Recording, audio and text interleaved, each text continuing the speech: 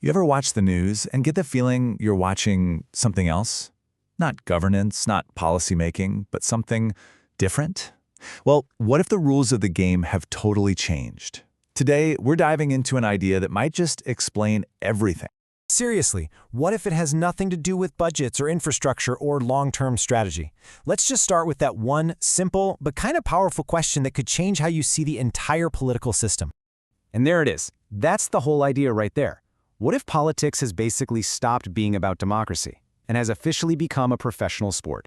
You know, a full-on league with teams, screaming fans, and a really weird way of keeping score. So, okay, if politics is a sport, what does this league actually look like? Well, as you're about to see, the whole setup is going to feel surprisingly familiar. I mean, just think about it for a second. You've got two major teams, right? You've got a whole stadium full of fans who live and die with every single headline. You've got a scoreboard that seems to be based more on vibes than actual results. And of course, you've got this whole industry of commentators whose job it is to spin every terrible play into some kind of brilliant 4D chess move. It maps on perfectly.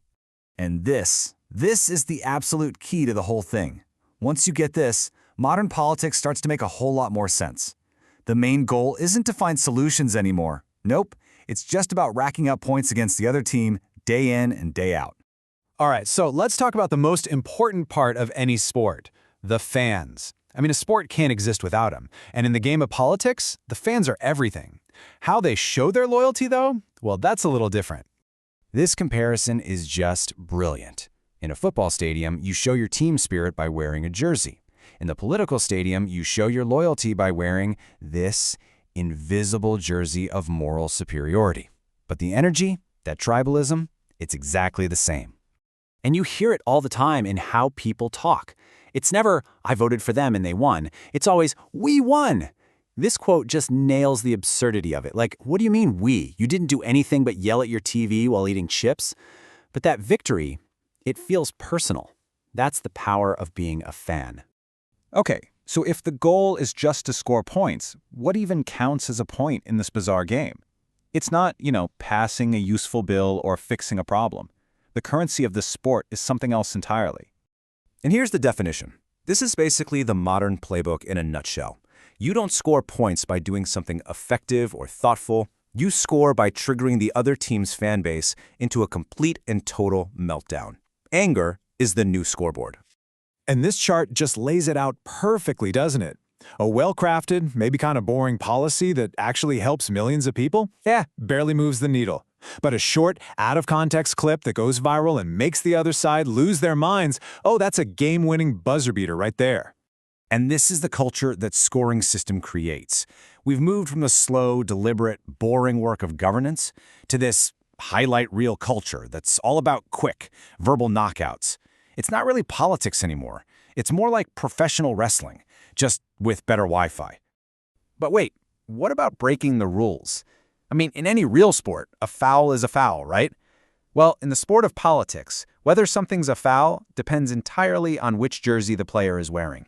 So when a player on your team does something wrong, the fans and the commentators, they immediately jump to their defense. Oh, it wasn't a mistake. It was a complex strategic maneuver.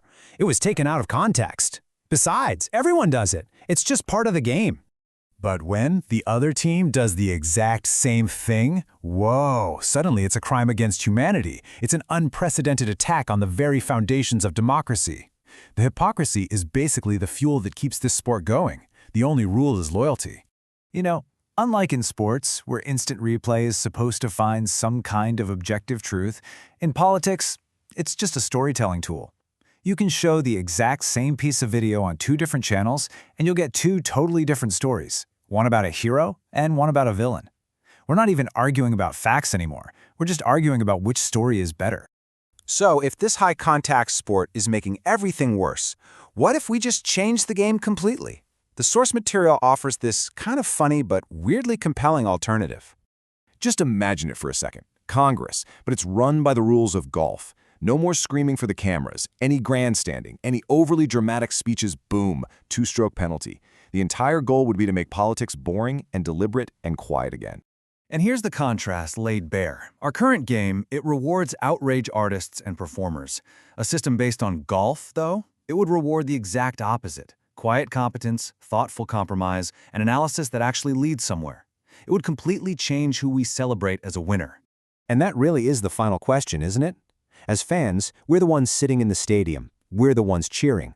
And the players, the politicians, they respond to what the crowd cheers for. So what do we want to see them do? Do we keep cheering for the fight, or do we start cheering for the fix? The choice of what kind of game this becomes is ultimately up to us.